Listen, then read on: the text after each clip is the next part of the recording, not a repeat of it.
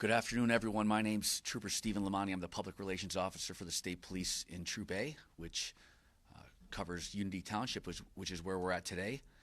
And we're here to talk about a missing person that we once had, Elizabeth Pollard. And we wanted to talk about the fact that she was found today, and we're going to go into the logistics and all the efforts that took place. Before we get into all of those things, I'd like to introduce the people that you see in front of you that have been a part of the efforts basically since the inception of when she first disappeared. To my right, we have the incident commander for this week's event, Scott Graham. And continuing to the right, we have the chief in charge of operations, John Batcha, and our Unity Township supervisor, Mike Obarto. And immediately to my left, we have the site commander for the Pennsylvania State Police and my supervisor, Sergeant Heather Clem. To her left, we have the Troop A commander for our entire area. It's Captain David Sora. To his left, we have the director of PEMA, Randy Padfield. And last but certainly not least, the director of our public safety for our region, Roland Mertz. To finish up with some more logistical things, I want to talk a little bit about the amount of departments that were here and some of the partnerships we had. This was obviously a very unified command that we had, and it pooled resources from, basically all over southwestern Pennsylvania. We had 25 fire departments that were here, Westmoreland Technical Rescue, Westmoreland Department of Public Safety, the Unity Township Road Crews. We had 2 emergency services agencies, PA Task Force 1, Command Post 600. Obviously, we had all of the Pennsylvania State Police resources, including all of our technical equipment, our ancillary services that we have within our department. And I'm going to mention these people last, but they're definitely not least, the Ligonier construction crew. Those people worked pretty impressive, and they were absolutely amazing. And they were a huge part of the efforts that took place. And sometimes you don't think of people that aren't in emergency services that can't be heroes, but I would have to say that those people are definitely incredible human beings, and they did a fabulous job. So I have to definitely lump them in with us because they were priceless. I don't know how else to say it. There were so many people also that reached out and either donated food, donated time, and I would be remiss if I didn't take the time to identify those individuals. And I have to start off with Mondays. The family that owns and runs that establishment, they were so kind with their time, with their resources, with everything they had going on, empathetic to the family, working through all of the hurdles and never batting an eye when they were asked to do something for us. I can't thank them enough. You really felt a sense of community when you were at that establishment, and they epitomize what it means to be a Southwestern human being. And I really can't, and I'm sure that the sentiments are echoed amongst all of the people that you see in front of you. They are probably some of the salt of the earth people that make up our community. Also helping and assisting us with all of the food items we received from Firehouse Subs, Chick-fil-A, Sharky's, which is a restaurant down the street, Speedway, which is a gas station that makes really good food. I was surprised for a gas station, and they stepped up to the plate. We're delivering food constantly.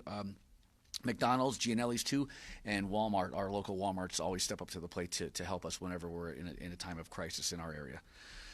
So with that being said, just to give you a little bit of the logistics of the recovery, during the course of the removal of dirt and sifting through things, we did find Elizabeth.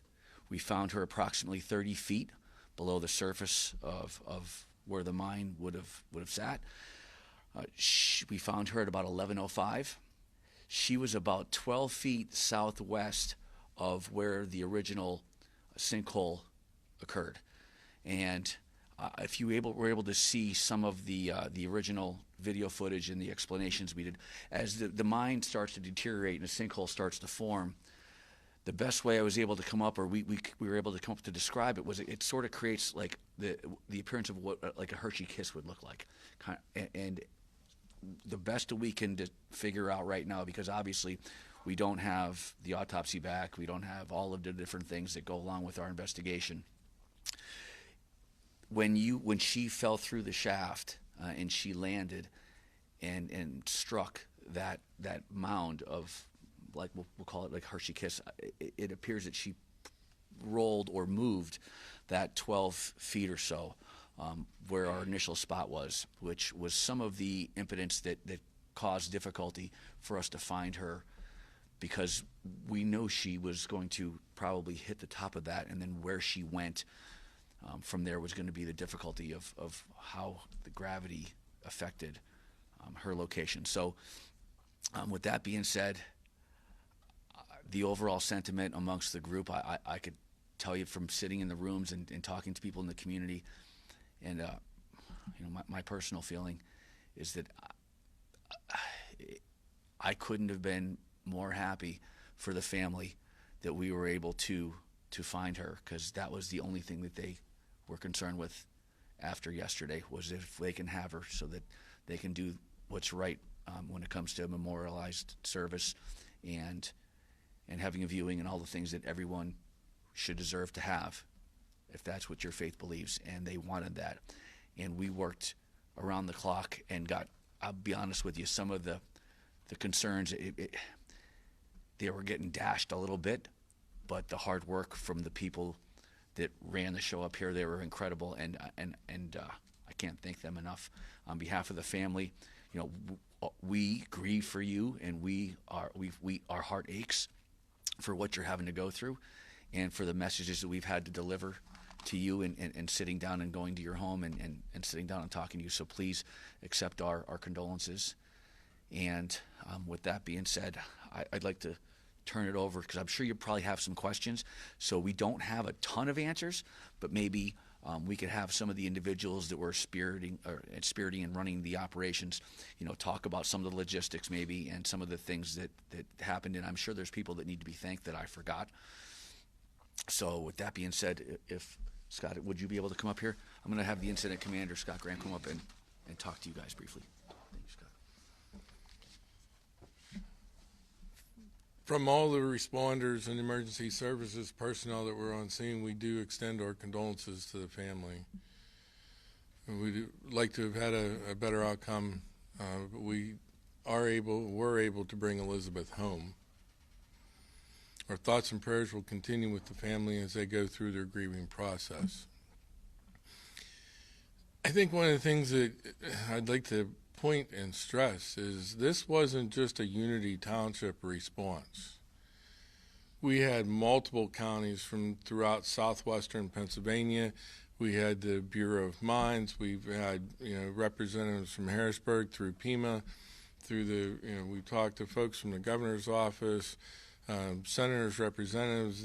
This was a Pennsylvania response to this incident. As Steve said, we had 25 fire departments on the scene, plus there was countless departments that went to their stations, to get ready to respond. We had different response agencies as well that, called, offered technical advice, technical assistance. So this wasn't just a Unity Township response. This was a huge, huge response to this incident. We did establish the incident command quickly, and it was used throughout. It is still running until later.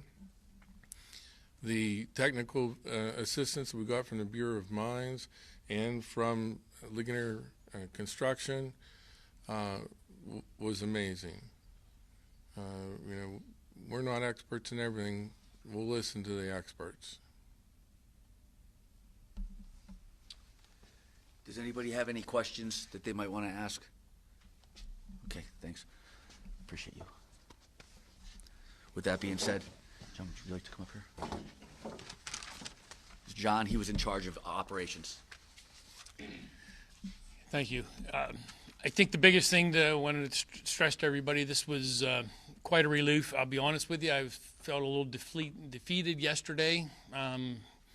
difficult to go to bed, and I wasn't the only one. A lot of emergency responders felt defeated, and I heard that from some of our troopers as well, that they could add on to that as well. We're very relieved that we were able to accomplish our goal. Obviously, it would have been best if we could have found her alive. We knew after a period of time that was probably not going to be likely, unfortunately. We're looking at an incident we're working over 80 hours, over 3.5 days. So it's very difficult. Very appreciative of my firefighters and all the local agencies and surrounding departments, every firefighter from those places, including even the staff of our township road crews and county road crews that came and stepped up and did what they needed to do. Very appreciative for all the effort and the what they did to help us out today through this. Thank you. No one has any questions about the operations part of it? Mike, would you like to come up here? There's Michael Bartow. He's our township supervisor. Our hearts and prayers go out to the Pollard family. Unity Township is a tight-knit community. We were made of several old coal mining towns, and of course Marguerite's one of them. And when people suffer, we all suffer. The people of Unity Township are sad today. We are so fortunate that we're able to have the resources that we're able to come in to Unity Township from the Pennsylvania State Police, from our own volunteer fire service, EMS, as well as many organizations from the state, as well as the county. And my hope is that a tragedy like this never happens again. Thank you. But is there anybody over there that needs to come up here at all?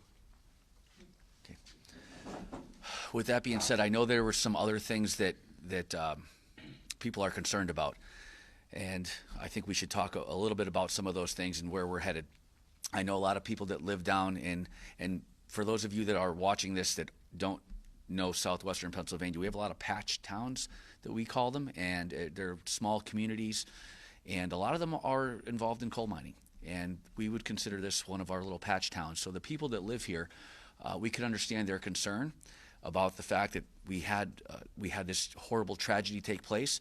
So right now there are people from the mining division that work on reclamation and shoring up the mine. They are right now working on that, and they have engineers that are working here, and we are working to they're going to put the dirt back, and then they're going to talk about putting a grout in there eventually and shoring up the entire area.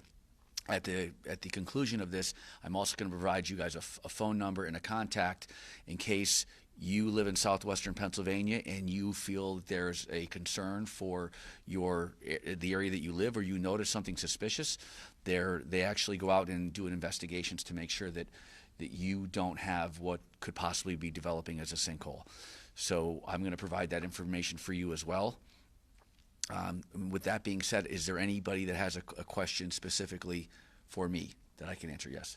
About that reclamation you were talking about, Steve. When one of these days we were talking about just the length and depth of this mine, and surely there are others like it all throughout our area. Will they be going in not to just this part under Monday's restaurant, but will they be going into all the finger tunnels and things and shoring that up? Sure. So I could tell you, when sitting through the meetings, they absolutely plan on going into all of that particular area, and that whole mine complex, I'm going to call it for lack of better terms. It's almost like a little mini town underneath this town, it's wild once you see the maps. And then the concern also is, are those maps correct and things of that nature. So they're going to work through all of that reclamation group. They seem really sharp, I'll be honest with you, when we were talking to them and their capabilities. And I've actually seen it happen in neighboring towns where it's, for lack of better terms, it's almost like the pumping of what appears to be concrete into the mines. They call it a grouting of some sort. I'm not an expert in it. I'm just from watching it and sitting in on some of these meetings, I've gotten an education, and that's something that they're definitely looking into. I'll be surprised if it doesn't happen. They're talking about doing it in the very near future. So I think that's important for the people that live in this community to understand that. But also, if you live in a different community that might have some type of mining and things of that nature, they will go out and investigate for you if you have something suspicious going on. And I thought that was great to hear, and we're going to provide you that information later on.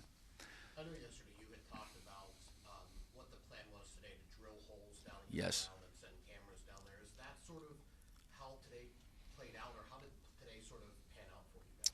Today was a blessing from God, and the hard work of Ligonier Construction and the plans that these people in front of you put in place to find where she possibly could have went based off of falling through that hole, and it was their hard work to pinpoint an area, and we still had, unfortunately, and one of the things I always tell it's one of the things I always say. I guess we all have our little sayings. I always say, well, it'll be the last place I look, right? Because once I find it, and she was in the last place we looked, and we were fortunate that we were at the stage where we were going to be drilling the holes and didn't have to. So I think obviously the overall sentiment was we obviously definitely wanted to find her alive. I mean, that's without saying. But we also wanted to do right by the family. I mean, right, like they were just asking, can you please find her? And we were tapping out of almost all of our resources. We weren't quitting, but we were running, and that's why you see some of the people here from federal agencies and our state agencies that are like, okay, well, what's next? What else can we possibly do? Because that's where we were at, and the plans that they had in place, and the last place that we were able to get to, that's where she was. Do we know if obviously she's with the coroner now? Yes. Do we have any idea, was it the fall that might have killed her, or? I think there's a legitimate chance that we can get those answers, but we don't have them now. I think after the autopsy, there might be a strong possibility that we have something, and our coroner's office does a really good job, and obviously this is a priority, right? So that's something that we have happening. I'll be honest with you, it's probably happening like really right now, or really close to right now. Jeff could. The Hershey kiss-shaped structure. Yes. You mentioned at the bottom of the sinkhole. Do you know if that was rock? So it's a mixture, right? It's just the decay and deterioration of the mine over the last, and I'll just throw like 75-ish years, right? So it's just that constant deterioration of the erosion from above, and that's the hole that she fell through. Right? Is there a estimate of how much earth was moved? Wow, you know what? That is an incredible question, and it is a lot. It's a tremendous amount, and I maybe there's some photos. Were you guys able to get photographs from this? Okay, so it is amazing, but I'll ask that question from the construction guys. They might know just from all the work they do. The folks at Mondays, they've been incredible, Yes. as you were saying, and I'm sure they're relieved, and they want to get back open for business. Yes. Is there a timeline for them? It's a great question. Yes, so they want to take the rest of the weekend, and Mondays is actually closed on Mondays, so they're actually going to take the rest of the weekend, and I know that the fire department is going to have volunteers go down, and I know the township is already going to work on hiring cleaning crews so that we can all try and put them back together. They've been through one heck of a whirlwind. That could easily have happened to one of them. Let's be honest. It could have happened to one of them. They're walking on that property, putting the garbage out, things of that nature. It could have happened to them, and they understand that. And I think you've heard it from the chief. Like we're a tight knit community. We're sending volunteers to go down and help put their place back together. That's the least we could do for them, for how they treated us. It's just the way things go here in southwestern Pennsylvania. When people ask like, what is it like to be a person in southwestern Pennsylvania? The best example I could give them is if you're lost, we're not giving you directions. The people around here don't give you directions. They say, hey, Follow me. I'll drive you over to where we're going, where you're going, because you're lost. That's how these people are. It's an honor to work and serve in the community. We're blessed to be troopers in southwestern Pennsylvania, and I look at us as being the lucky ones to be able to work here. That's how I feel. I know earlier in the week you had to shift the plan and not be able to send crews down physically. Yeah. Were you able today to send crews physically down to retrieve Pollard? So we were. I think that's a better operations or a chief question. So do you mind answering that question up at the podium? Would you mind answering that? I'm good. Okay, thank you, sir. To recover Elizabeth today, we used machinery instead of sending folks down into the hole and into the mine structure itself, because as we were still working, today we still had collapse of the mine roof and mine sides. With the machinery that was there, they were able to extricate her from the hole because it was not safe for us to send anybody down. Thank you. I appreciate it. Thanks for clarifying that for them. Okay, if you have another question? More specific, with some details about Ligonier Construction's role, what exactly was used, what. Yeah, I think that also falls, I feel like, under the operations. John, would you be willing to answer that question? I'll let our operations chief. We needed heavy equipment to do that. To make that happen, we had to do an emergency declaration through our township supervisors to be able to hire somebody without a bidding process. That's part of the Pennsylvania Emergency Management System. Our PEMA director could add on that. That's something that is in place for every municipality in the state. Once that happened, that declaration was made. I honestly don't know who gave their suggestion of Ligonier Construction, but somebody that knew enough and knew that they had the equipment and the personnel to do that. Surprisingly, we expected they might get some equipment in later that day. I believe that first excavator was there within 2 hours and 15 minutes. How they did that, where they did that, they were amazing. They had that and a front end loader. And before you know it, there was a crew of maybe a dozen people there, and they were busting hump to get done what needed to be done. So I give them a whirlwind of credit to do what they did. They knew what equipment they needed after a couple phone calls and talking to people on scene. So they were on top of it, top notch, without a doubt. They didn't stop. They were there, and they said, "We are here until you tell us to go home," basically is what they told us. So awesome, very good. What's sort of next for, we talked about getting Mondays cleaned up and opened, but there was talk about potentially losing part of their garage or any of the structures that are there. Is all that going to be okay, or do you know? So that's a great question, and I think that's a question that we're going to work through into the future, because their garage is really close to an area. They did have it condemned so that it can be taken down by Ligonier Construction, is who would have taken it down for us.